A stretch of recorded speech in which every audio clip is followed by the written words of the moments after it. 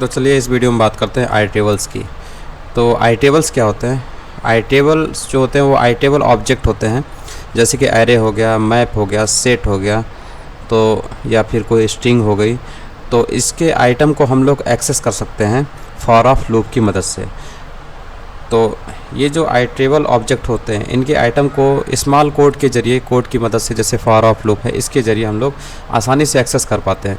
इसीलिए हम लोग यहाँ पर आई टेबल्स को पढ़ रहे हैं। और कैसे एक्सेस करते हैं तो उसमें हम लोग फॉर ऑफ लूप पहले भी पढ़ चुके हैं, तो इसी का इस्तेमाल करेंगे और इन आई टेबल्स के आइटम को आसानी से एक्सेस कर पाएंगे।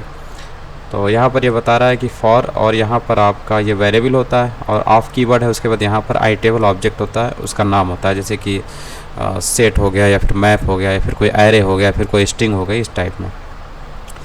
तो यही सब यहाँ पे दिया हुआ सेम चीज़ है। यहाँ पर हम लोग जो एग्जांपल देखेंगे वो स्ट्रिंग और एरे का देख रहे हैं, उसके बाद आगे भी देखेंगे। तो यहाँ पर ये स्ट्रिंग है, ठीक। तो इस स्ट्रिंग के हर एक लेटर को हम 1 बाय 1 एक्सेस करेंगे फॉर ऑफ लूप की मदद से। तो यही यहाँ पर ये बता रहा है। तो देखिए, सबसे पहले आपको एक HTML डॉक्यूमेंट दिख रहा होगा और इसमें आपका जावास्क्रिप्ट कोड लगा हुआ है इस स्क्रिप्ट टैग से इस स्क्रिप्ट टैग के बीच में।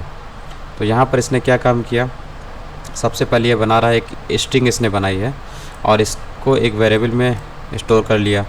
उसके बाद ये कहता है कि इसके सारे एलिमेंट्स को आप एक्सेस करिए और कुछ इस तरीके से आप डिस्प्ले कराइए।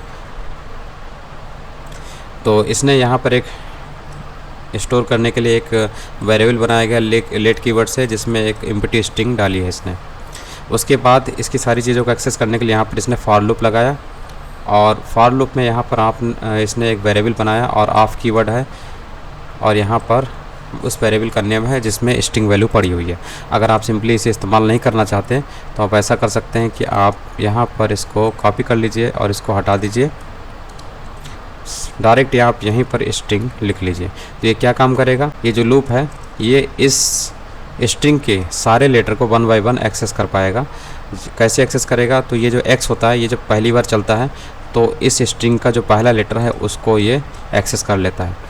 फिर इसी x को हम लोग इस टेक्स्ट वेरिएबल में स्टोर कर लेते हैं जिसमें पहले से मौजूद है एम्प्टी स्ट्रिंग के साथ इसमें पड़ी हुई वैल्यू यानी कि w इसके साथ ऐड हो जाती है, तो आपको ये w मिलता है। उसके बाद ब्रेक कीवर्ड है, ब्रेक से क्या होता है, ये लाइन को ब्रेक कर देता है, यानी कि अब अगली लाइन में लिखा जाएगा जैसा कि ये दिख रहा है। तो इस तरीके से इस x में सारे इसके जो लेटर हैं 1 बाय 1 एक्सेस होके स्टोर हो जाते हैं इसमें, ठीक। तो इस ये x जो है 1 बाय 1 इसके सारे लेटर को एक्सेस कर लेता है और ये x में जो भी वैल्यू आती है 1 बाय 1 वो इसमें जाके एम्प्टी स्ट्रिंग में ऐड होती चली जाती है विथ लाइन ब्रेक के ज़रिए, ठीक। तो इस तरीके से ये इस टाइप का जो वैल्यू है इसी में जाके स्टोर हो जाता है।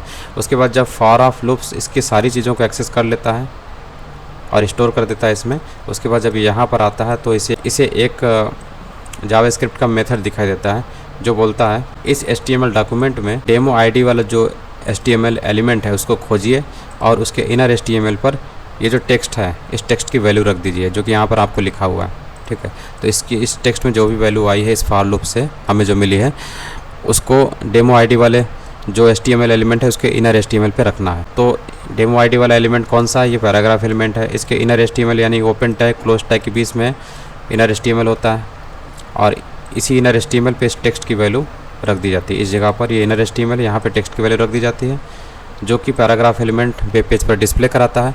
तो आपको कुछ इस तरीके से दिखाई देता है, तो ऐसे ये काम करता है। इसी तरीके से एरे के एलिमेंट को भी हम लोग एक्सेस कर सकते हैं, वही फॉर लूप यहाँ पे लगाया है। और इसी तरीके से ये जो एरे है लेटर्स, इसके एलिमेंट को यानी कि ये जो स्ट्रिंग है इनको भी हम लोग एक्सेस कर पाते हैं। तो इसमें भी सेम वही तरीका है, इसी तरीके से हम लोग एक्सेस कर लेते हैं इसको भी। और ज़्यादा इसके बारे में पढ़ना तो यहाँ पे जा सकते हैं। इसके बाद है सेट के एलिमेंट को भी आप एक्सेस कर सकते हैं। तो सेट इसके आगे वाला चैप्टर है, तो सेट के बारे में हम लोग पढ़ेंगे। इसके बाद थोड़ा सा समरी में दिया हुआ तो इसको हम लोग देख लेते हैं। तो यहाँ पर भी हम लोग फॉर ऑफ लूप का इस्तेमाल करते हैं और सेट के आइटम को एक्सेस कर लेते हैं। तो सेट कैसे बनाया जाता है, जैसे ये लेटर्स जो है एक सेट बनाया गया लेटर वेरिएबल के ज़रिए, मतलब लेटर बनाया गया, ये इसी लेटर को हम लोग बोलते हैं। तो यहाँ पर भी आप देख रहे होंगे यहाँ पर एक सेट बनाया गया है, तो इस सेट का नाम है लेटर्स और इसे न्यू कीवर्ड के ज़रिए बनाया गया है और ये सेट कंस्ट्रक्टर की मदद से बनाया गया। तो इस तरीके से लेटर्स क्या है, एक सेट है। और फिर इसके बाद इस सेट के सारे आइटम को यानी कि ABC ये जो आइटम है इनको हम लोग फॉर ऑफ जो लूप है इसकी मदद से एक्सेस कर लेते हैं। तो इससे भी आपको इस टाइप में मिल जाता है। और उसके बाद है कि जो मैप होता है, मैप भी हम लोग आगे पढ़ेंगे, ठीक है। तो मैप भी आगे हम लोग पढ़ने वाले हैं। तो इस मैप में जो आइटम होते हैं वो कुछ इस तरीके से है, की और वैल्यू के पेयर में होते हैं। तो यहाँ पर भी एक की के रूप में है और ये वैल्यू के रूप में है। तो इसके बारे में हम लोग आगे पढ़ेंगे अभी।